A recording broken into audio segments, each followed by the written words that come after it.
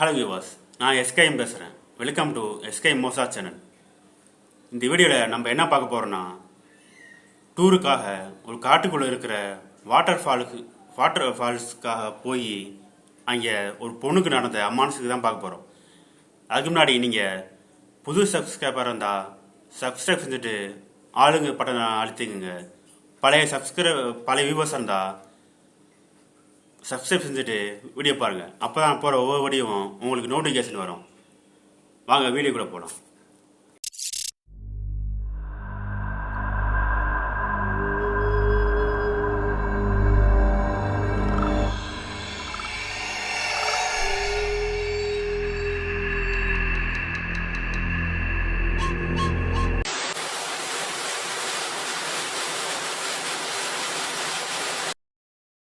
அது நடுக்காட்டு பகுதி.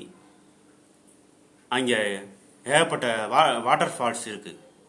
அதில் சிலது அமானுஷ்யமான வாட்டர் ஃபால்ஸும் இருக்குது. அப்படிப்பட்ட அந்த வாட்டர் ஃபால்ஸுக்கு சுற்றி ஏகப்பட்ட அமானுஷம் கதைகள் இருக்குது. அது என்னன்னா, ஒரு சில வாட்டர் ஃபால் சத்தத்தை மீறி அந்த இடத்துல சில அழுகிற சத்தமும் கத்துற சத்தமும் கேட்குது. அந்த மாதிரி ஒரு அழுகிற சத்தம் அந்த வாட்டர் ஃபால்ஸ் உழுகிற சத்தத்தை ஈக்குவலாகவே வெளியே நிறைய பேர்த்து கேட்குது. அது பக்கத்தில் இருக்கிற கிராமத்து மக்கள் நிறைய தடவை ஃபீல் செஞ்சுட்டு இருக்காங்க. அதனால் மேக்சிமம் அந்த கிராமத்து மக்கள் அந்த பக்கம் போக மாட்டாங்க. ஏதாச்சும் முக்கியமான வேலையாக இருந்தால் மட்டும்தான் பகலில் மட்டும் அந்த வாட்டர் ஃபால்ஸுக்கு தாண்டி போயிட்டு சாயந்தரம் 6 மணிக்கு முன்னாடியே வந்துடுவாங்க. ஏன்னா அந்த வாட்டர் ஃபால்ஸுக்கு சுற்றி ஒரு பொண்ணு ஆத்மா அலையுதுன்னு, அது அல்பாயுசில் இருந்து போனதுனால நிறைய பேர்த்த காவு வாங்குதுன்னு சொல்கிறாங்க. அதுக்கு ஆண் பெண் வித்தியாசம் இல்லை, மனிதர் மிருகம் வித்தியாசம் இல்லை. அதனால் எல்லாத்தையும் பழி வாங்கிட்டு இருக்கு. ஆனால் இன்னொரு விஷயம் என்னன்னா, அது டூரிஸ்ட் ஸ்பாட்டாகவும் இருக்குது. அப்போ டூருக்கு வருவாங்க. சாயந்தரம் 6 மணிக்கு மேலே அங்கே இருக்கிற அளவுடு இல்லை. சில பேர் டூரிஸ்ட் கைடாகவும் இருக்காங்க. அவங்களும் அந்த வாட்டர் ஃபாலுக்கு 6 மணிக்கு மேலே இருக்கிறதுக்கு அளவு செய்ய மாட்டாங்க. டூரிஸ்டுக்கு வரவங்க கூட்டிகிட்டு போயிடுவாங்க. அப்படி தான் ஒரு நாள் சுருதிங்கிற ஒரு பொண்ணு அந்த இடத்த பற்றி கேள்விப்பட்டு அங்கே வராங்க. அதுவும் அவங்க எப்படி வராங்கன்னா, அன்னைக்கு நைட்டு தங்கி பார்க்கலான்ட்டு ஒரு முடிவோடு வராங்க. ஏன்னா அவங்களுக்கு பேய் பிசாசு கடவுள் இது மேலே நம்பிக்கை இல்லை. அவங்க என்ன படிச்சிருக்காங்கன்னா ஆஸ்ட்ரோ ஃபிசிக்ஸ் படிச்சிருக்காங்க. அதனால் அவங்க சயின்ஸ் பார்க்குற அந்த குணமே அவங்கள அங்கே போக வச்சிருக்கு. இதுதான் அவங்களுக்கு வரப்போகிற ரொம்ப ஆபத்துன்னு தெரியாமல் தப்பான முடிவு எடுத்துகிட்டு அங்கே போகிறாங்க. அந்த சமயத்தில் அவங்களுக்கு ஒரு டூரிஸ்ட் கைடு கிடைக்கிறாங்க. அவங்கள்ட்ட எல்லா விஷயமும் கேட்குறாங்க. சரி வாங்க போகலான்ட்டு அவங்களும் கூட்டிகிட்டு வராங்க. அந்த காட்டுக்குள்ளே இருக்க எல்லா டூரிஸ்ட் ஸ்பாட்டையும் காட்டிட்டு கடைசியாக அங்கேயும் கூட்டிகிட்டு வராங்க. இந்த வாட்டர் ஃபால்ஸ்க்கு வர அந்த நேரம் காலையில் ஒரு 8 மணி இருக்கும். அந்த வாட்டர் ஃபால்ஸ் சுற்றி இருக்கிற எல்லா இடத்தையும் சுற்றி பார்த்துட்டு அவங்க கடைசியாக அந்த வாட்டர் ஃபால்ஸ்க்கு வராங்க. வர நேரம் சாயந்தரம் 5 மணி. அப்போ கூட வந்த அந்த டூரிஸ்ட் கைடு ஒரு விஷயம் சொல்கிறாரு. மேடம், இன்னும் 1 மணி நேரம் இருக்குது. அது வரைக்கும் தான் உங்களுக்கு இங்கே இருக்கிற டைமு. அதுக்கப்புறம் நீங்கள் இங்கே கிளம்பிடணும். அதுக்கு மேலே இருக்க அளவுடு இல்லை. அதுக்கு மீறி நீங்கள் இருந்தீங்கன்னா உங்கள் பாதுகாப்பு உங்களுக்கு தான். அதுக்கு நான் பாதுகாப்பாக முடியாது அப்படின்னு சொல்லிடுறாங்க.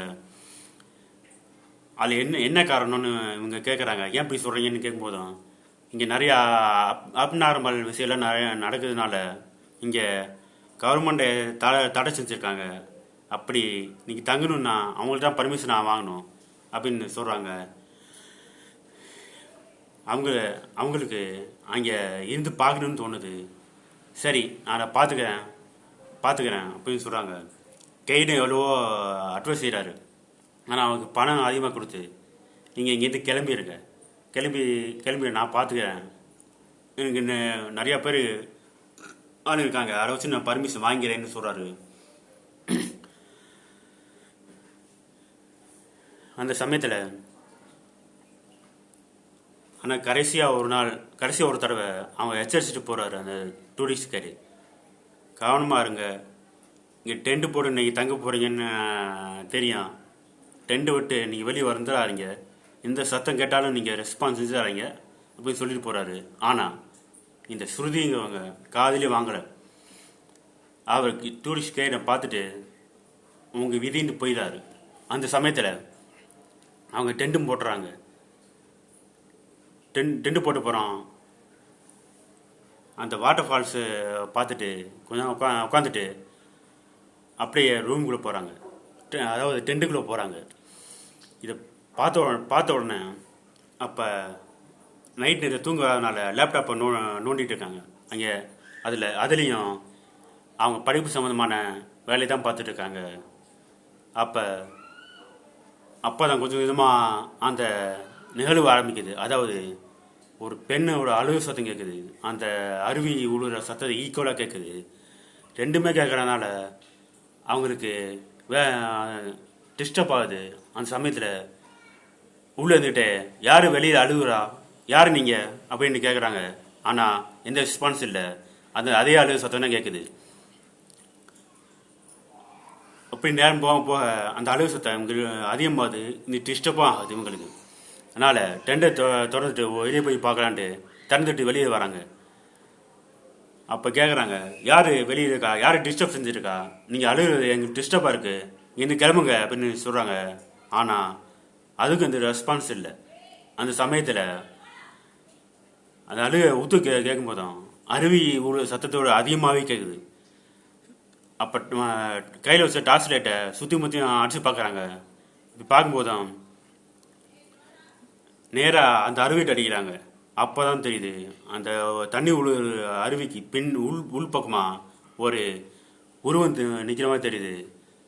அங்கேருந்து தான் அழுகு சத்தம் வருதுன்னு அவங்க தெரிஞ்சுக்கிறாங்க. அதே சமயத்தான் யார் இது, உள்ள யார் இருக்கீங்க அப்படின்ட்டு சத்தமாக கேட்குறாங்க. ஆனால் எந்த ரெஸ்பான்ஸ் இல்லை. அப்படியே அவங்க பக்கத்தில் போய் அந்த பக்கத்தில் நெருங்கி போகும்போது தான் அந்த அழுகு சத்தம் கொஞ்சம் கொஞ்சமாக குறையதை பார்க்குறாங்க. அப்போ தான் அவங்களுக்கு தெரியுது, இந்த உள்ளே நிற்கிறவங்க இந்த உருவம் உண்மை மனுஷன் தான் அப்படின்னு வச்சுட்டு பக்கத்தில் போய் யார் நீங்கள், எதுக்காக நீங்கள் நிற்கிறீங்க அப்படின்னு கேட்கும்போதும் எந்த சத்தமும் இல்லை. அப்போ பார்த்துட்டு இருக்காங்க. சரி கிளம்பலான்னு கிளம்பும்போதும் ஒரு குரல், மெல்லி குரல், நீ இங்கே வந்து பெரும் தப்பு செஞ்சுட்ட, அதனால் நீ இங்கே இருந்து போகிறது ரொம்ப கஷ்டம் அப்படின்ட்டு ஒரு குரல் மட்டும் கேட்குது. திரும்பி பார்த்துட்டு அவங்க அப்படியே திருப்பி டென்ட்டுக்குள்ளே போயிடுறாங்க. டென்ட்டுக்குள்ளே போகிறப்பறம் போய் தூங்கிடுறாங்க. நல்லா தூங்கிட்டு இருக்கும்போதும் டென்ட்டுக்குள்ளே அவங்க காலை யாரும் சுரண்ட மாதிரி உணர்வு ஏற்படுது. இவங்களும் சரி ஏதாவது சின்ன சின்ன மிருகம் இருக்கும் அப்படின்னு நினச்சி தூங்கிறாங்க. மறுபடியும் அவங்களுக்கு கால் சொண்ட மாதிரி இருந்து அந்த உணர்வு வந்து கொஞ்சமாக அப்படியே மேலே வர மாதிரி இருக்குது. அப்போ அது தெரிஞ்ச உடனே நெளிஞ்சு படுக்கிறாங்க. ஆனால் அந்த தொடர் மட்டும் அப்படின்னு தொடர்ந்துகிட்டே இருக்குது. அந்த சமயத்தில் டக்குன்னு அவங்க அந்த உணர்வு டக்குன்னு அவன் கழுத்து பிடிச்சி அழுத்துது. அப்போ இவங்களும் மூச்சு திணற ஆரம்பிக்குது. அதே சமயத்தில் அதிலிருந்து விடுபடுறதுக்கு அவங்க முயற்சி செய்யும் போதும் முடியல. இப்போ கத்த முயற்சிறாங்க, கத்தவும் முடியல. அது டெண்டுக்குள்ளேயே ஒரு மூச்சு விடும் புகை மாதிரியும் இருக்குது. அப்போ தான் பார்க்குறாங்க அவங்க மேலே என்ன இருக்குன்ட்டு, ஒரு கருப்பருவம் வெள்ளையான கண்ணுகளோட அவன் கழுத்து மேலே கொண்டுட்டு கழுத்து பிடிச்சி அழுத்திட்டு இருக்கு. அதை பார்த்து அரண்டு போன சுருதி கத்த முயற்சி செய்யும் போதும் அந்த சமயத்தில் அவங்க பாக்கெட்டில் பக்கத்தில் வந்து ஒரு வீட்டிலேருந்து கொண்டு வந்த ஒரு டாலர் இருக்குது, சாமி டாலர். இவங்களுக்காக நம்பிக்கை இல்லைனால அவங்க அம்மாவுக்கு அப்பாவுக்கு நம்பிக்கை இருக்குது, தெய்வ நம்பிக்கை கொடுத்து வச்சுருக்காங்க. தச்சையில் அதை அவன் கை அவன் மேலே படும்போதும் அவங்க இடுக்கி பிடிச்சிடுறாங்க. இது பிடிச்சி கிடைச்ச உடனே டக்குன்னு அந்த உருவம் அவங்க விட்டு விலைக்கு போயிடுது. உடனே டக்குன்னு சுற்றி முற்றி பார்க்கும்போதும் அப்போ தான் தெரியுது மணி 2 மணி ஆகுது. அந்த சமயத்தில் எங்கேயும் எஞ்சி ஓட முடியாது. அதனால் விடிய வரைக்கும் டாலை பிடிச்சிட்டு உட்காந்துருக்காங்க. அந்த சமயத்தில் கரெக்டாக விடிய சமயம் 6 மணி. அந்த சமயத்தில் அந்த டெண்டலாக காலி செஞ்சு உடனே எழுச்சி போகலான்னு பார்க்குறாங்க. ஆனால் முடியல. அவங்க கழுத்து அழுத்துனது ரொம்ப இதாக இருக்குனால மெதுவாக எழுந்துச்சு எல்லாத்தையும் காலி செஞ்சு அப்போ காட்டுக்குள்ளே வந்த வழியே திரும்பி போகிறாங்க. அந்த சமயத்தில் அந்த டூரிஸ்ட் கைடுக்கு ஃபோன் செய்கிறாங்க. அவங்க எடுக்கல. சரி இப்படி போயிட்டு இருக்காங்க. கொஞ்ச நேரம் கழிச்சு அந்த டூரிஸ்ட் கைட்லேருந்து ஒரு ஃபோன் வருது. நீங்கள் ஃபோன் இருந்தீங்களா மேடம்? அவரும் செத்துட்டாங்கன்னு தான் நினச்சிருந்து ஃபோன் செத்துக்காரு. அப்புறம் இவங்க பேசுகிறாங்க. நீங்கள் எங்கே இருக்கீங்க? எனக்கு இங்கேருந்து வழி தெரியல. அப்படின்னு கொஞ்சம் வந்து கூட்டிகிட்டு போக முடியுமா? அப்போ கேட்காங்க. அவருக்கு ஒரே ஆச்சரியம். இவங்க எப்படி இங்கேருந்து தப்பிச்சாங்க அப்படின்ட்டு நினச்சிக்கிட்டே நான் வரேன் மேடம் கூட்டிகிட்டு வந்துடுறேன்னு அவங்க வந்துடுறாங்க. அப்படியே வெளியே கூட்டிகிட்டு வந்து பஸ் ஸ்டாண்ட் அந்த ஊர் பஸ் ஸ்டாண்ட் வரைக்கும் விட்டுறாரு. அப்போ தான் அவங்கள்ட்ட கேட்குறாங்க விஷயத்த. என்ன நினச்ச மேடம் நீங்கள் எப்படி தப்பிச்சிங்க அப்படின்னு கேட்கும்போதும் அவங்க விஷயத்த சொல்கிறாங்க. இந்த மாதிரி நடந்துச்சு அப்படின்ட்டு. அப்போ தான் சொல்கிறா டூரிஸ்ட் கைடு. இதுக்கு தான் மேடம் உங்கள்கிட்ட சொன்னேன். சாயந்தரம் 6 மணிக்கு கிளம்பிடுறேங்க என் கூட வந்துடுங்கன்னு அவ்வளோ சொன்னேன். நீங்கள் கேட்காம எங்கே இருந்தீங்க? பேச புரிஞ்சுங்க மேடம். நீங்கள் படித்த படிப்பு சம்மந்தமான இந்த உலகத்தில் மட்டும் இல்லை அதையும் மீறி சக்தி இருக்குது அப்படின்னு சொல்லிட்டு பாதுகாப்பாக அவங்களை அனுபவிச்சிட்டாங்க. அப்போ தான் அவங்களுக்கு தெரியுது இனிமேல் இந்த காட்டு பக்கம் இந்த மாதிரி காட்டு பக்கம் போகவே கூடாது அப்படின்ட்டு ஒரு முடிவு எடுத்துடுறாங்க. அதுக்கப்புறம் அந்த காட்டு பக்கமே அங்கே வர்றதில்லை.